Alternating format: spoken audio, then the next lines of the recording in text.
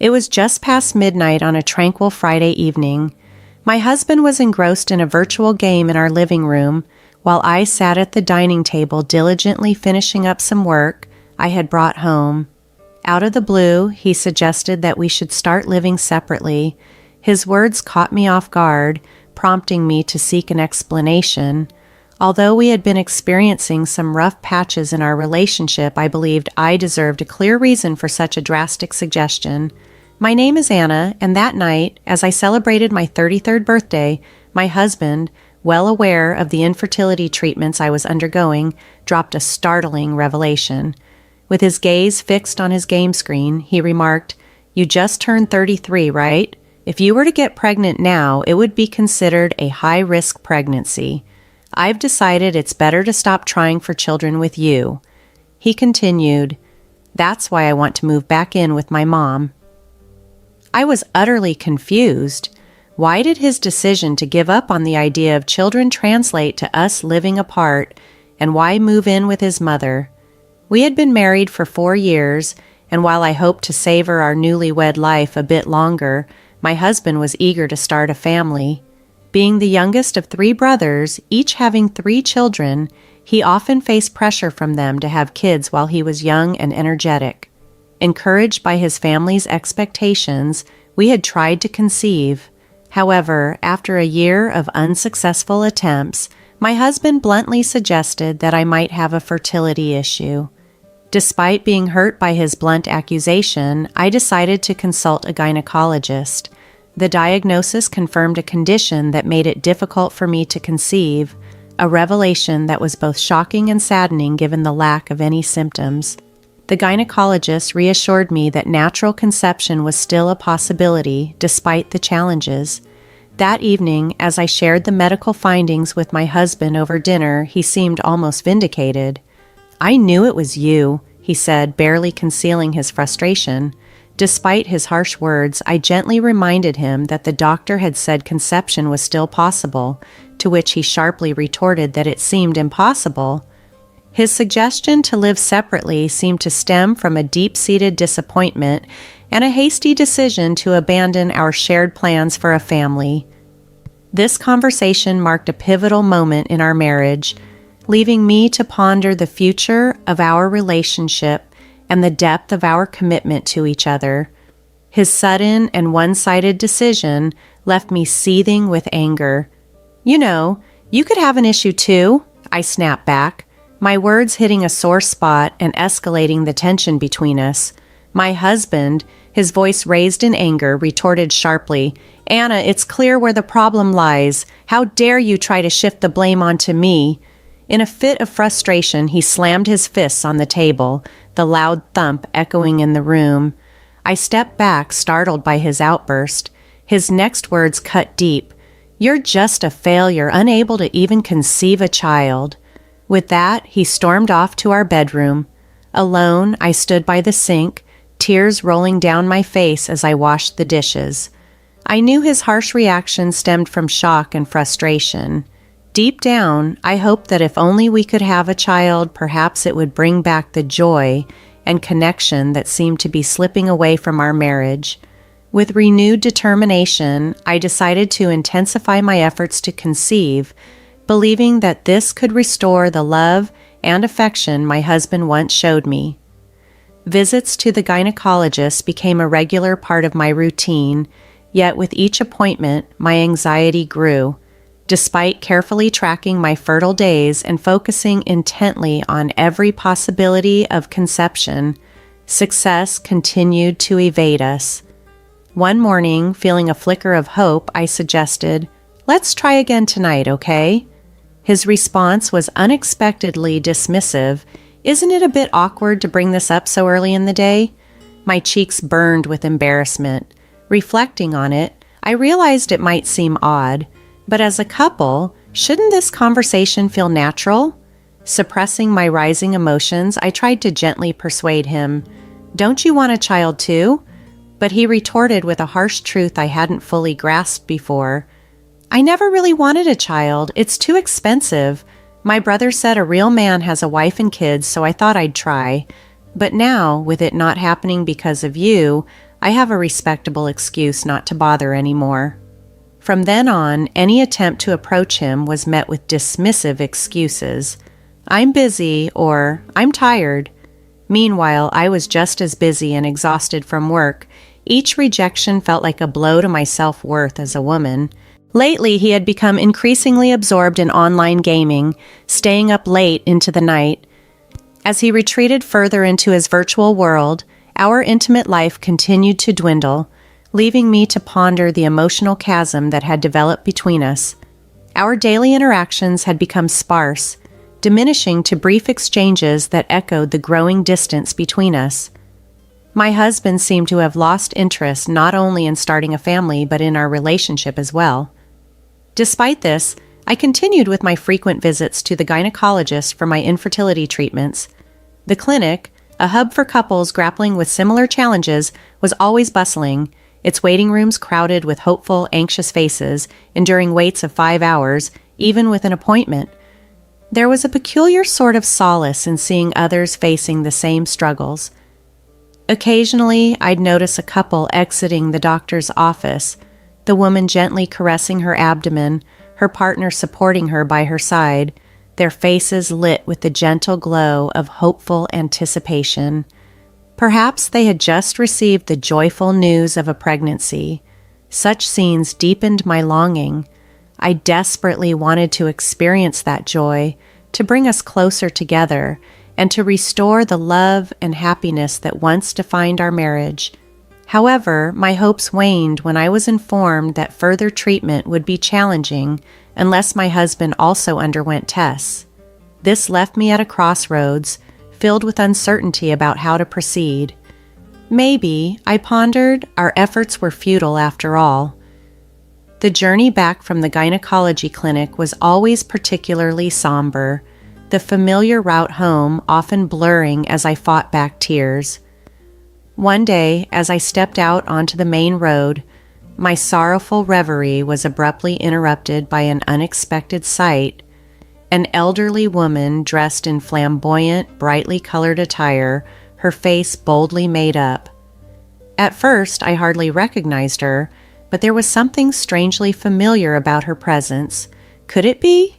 Despite living in the same city, my path seldom crossed with my mother-in-law's, and this vibrant figure bore little resemblance to the conservative, subdued woman I remembered. Yet, the distinctive mole on her cheek was unmistakable.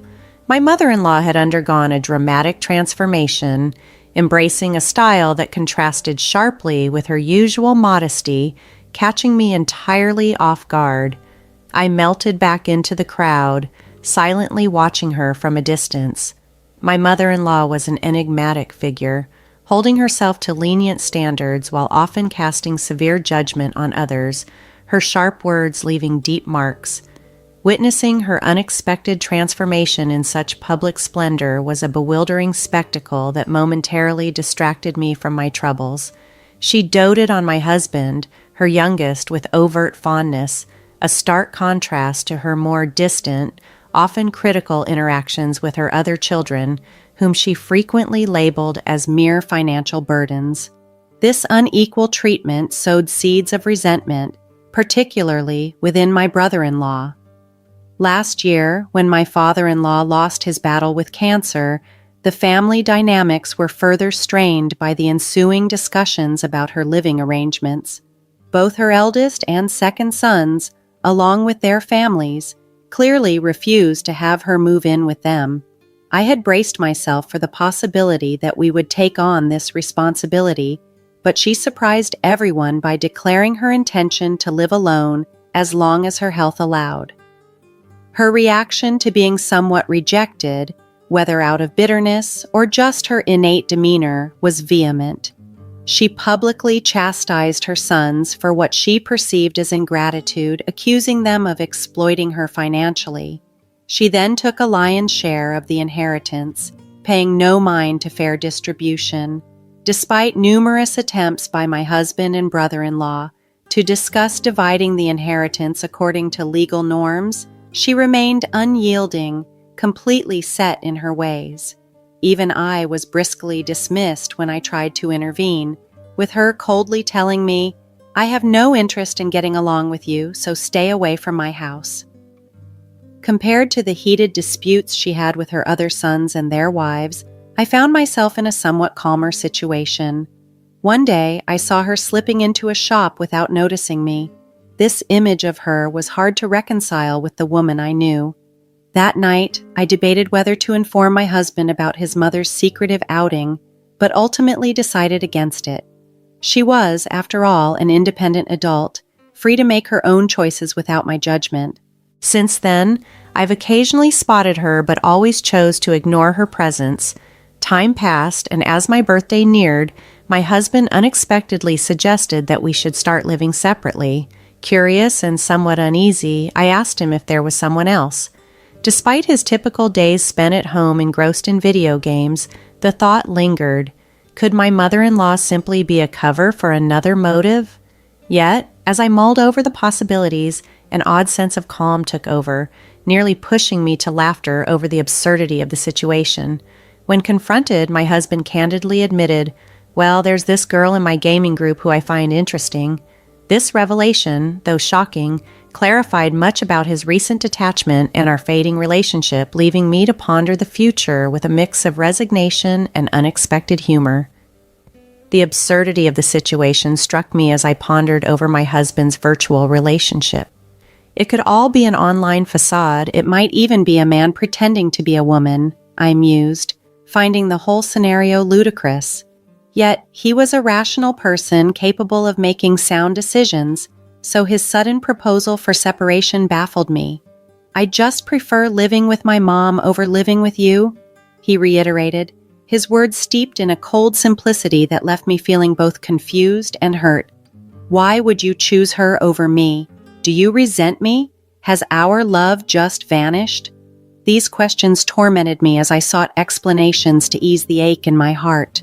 No sooner had I voiced my concerns than a sharp pang of pain shot through my chest, the fear that he no longer needed me, a woman unable to bear a child due to infertility, gnawing at my thoughts. Holding back tears, I awaited his reply. "No, not really," he said nonchalantly, his indifferent response taking me by surprise. "Didn't I mention this before? I'm not focused on having kids anymore. We need to find another way to secure our finances." "Money?" I echoed his unexpected words, my voice tinged with disbelief. He nodded solemnly, elaborating on his plan. "It's about my mom's inheritance. My brothers are opportunistic. They'll try to claim a larger share of mom's inheritance by arguing they have more children. I won't let that happen." Who's being opportunistic here? I thought, biting my tongue to hold back my frustration. "But your mom is perfectly healthy. Isn't it premature to discuss her inheritance? That's why my mom dislikes you, but she dotes on me. If I move in with her now, it'll be advantageous for securing the inheritance. She likely has a significant portion of my dad's estate stashed away for herself, so I won't have to work hard and can live comfortably." His words, almost mocking in their delivery, revealed his true intentions. I was stunned by the revelation. "So, you wanted a child to ensure someone would care for you in old age, and since that's not possible, you're now aiming for a larger share of your mom's inheritance?" I hoped my suspicions were wrong, that there was some other, less cynical explanation for his actions. With a heavy heart, I confronted my husband, desperately hoping for a different answer, one that could perhaps mend the widening rift between us.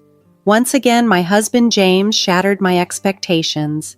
"Of course," he asserted, "children are meant to care for their parents. If I move in with mom now, I might secure the entire inheritance." Suddenly, the intense bond between James and his mother clicked for me. It seemed to trump all else, including any sense of fairness or compassion in his plans. I was stunned into silence as he blithely added, "Once mom passes, I'll return to live with you. While you can't have children, you manage our household flawlessly and bring in a steady income." That was the last straw for me. "All right then, let's get a divorce," I blurted out, interrupting him. The idea of agreeing to live separately, only to reconcile later as if nothing had occurred, was absurd. James was treating our marriage like a mere convenience. The realization hit me hard. I understood that his position as the youngest child might have led to some indulgence from his family, but this plan was selfish beyond belief, and I could no longer overlook it. In that moment, any affection I had once felt for him evaporated. "Let's hire a lawyer to fairly divide our assets and go our separate ways," I declared firmly. "Divorce? I never mentioned divorce. We can simply live apart."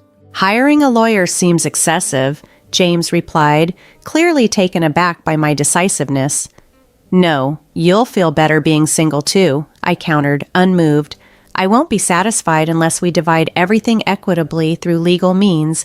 Bringing in a third party will ensure there are no issues in the future." James smirked, a hint of arrogance in his expression, then conceded, "You make a fair point. All right, if I secure a good share of Mom's inheritance, my retirement will be comfortable and I might even consider remarrying. Just make sure you don't regret it," I replied sharply. "Likewise, don't count your chickens before they hatch," he retorted, implying that I too might regret my decision. The following day, I received a lawyer recommendation from a friend who had recently navigated her divorce. I wasted no time in arranging a consultation, determined to move forward with clarity and protect my interests in the unfolding situation. I took the necessary steps to inform our landlord that only James would be moving out, and I arranged for movers to facilitate his departure. As I was organizing these details, I overheard James on the phone with his mother, excitedly discussing his plans to move in with her and take up his responsibilities as her son. It struck me how he had broached the topic of separation with me, without even ensuring his mother was on board, though he assured her that she was thrilled at the prospect of living together.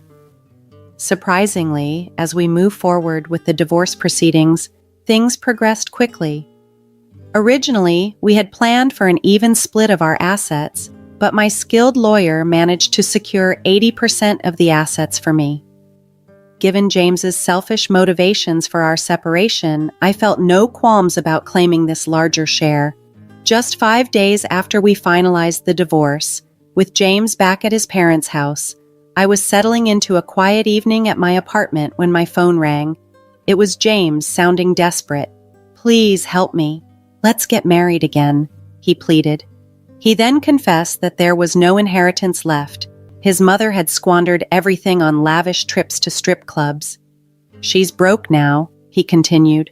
"What's worse, she's buried in debt and has even mortgaged her house." "Oh, really? That's rough. Sounds like your mom has a thing for those strip clubs, huh?" I responded with a hint of amusement in my voice. I had seen his mother frequenting those establishments, their high prices plastered on billboards outside. Each time, she seemed to be spending recklessly. Since James had become absorbed in his online gaming and neglected to visit his parents, his mother had apparently embraced the nightlife scene full tilt.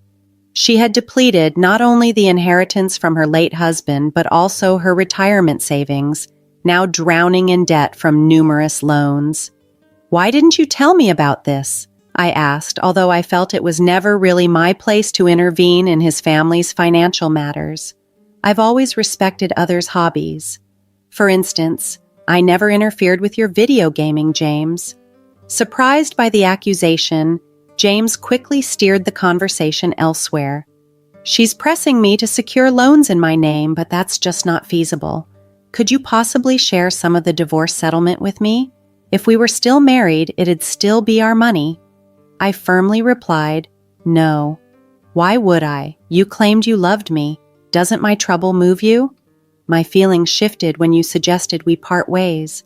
It's apparent now your interest lies in my finances. Reuniting isn't something I'd consider." I responded, "That's unjust. Mom's claiming my entire paycheck, asserting that it's a child's duty to support their parents. She's always treated me well," James lamented, his voice tinged with despair. Yet his inherent need to be the focal point, mirroring his mother's behavior, made them quite similar, both responsible for their predicament, and I felt no responsibility to help. James, we're divorced now. We're practically strangers. Handle your family matters independently, I calmly advised, offering a comforting smile as I ended the call and blocked his number. Promptly, I contacted my former brothers-in-law to relay the recent developments and James's ongoing issues with his mother. They sympathized and agreed to address the matter with James. Later, one brother reported back that James's siblings had made a dramatic visit to their parents' house. This update led me to change my door locks as a precautionary step and to contemplate relocating. While reviewing real estate options, I noticed a listing for the sale of James's parents' house. Although curious about their circumstances, I chose instead to prioritize my new beginnings. I aim to relocate to a pet-friendly apartment, aspiring to a tranquil, unburdened life, possibly alongside a delightful cat companion,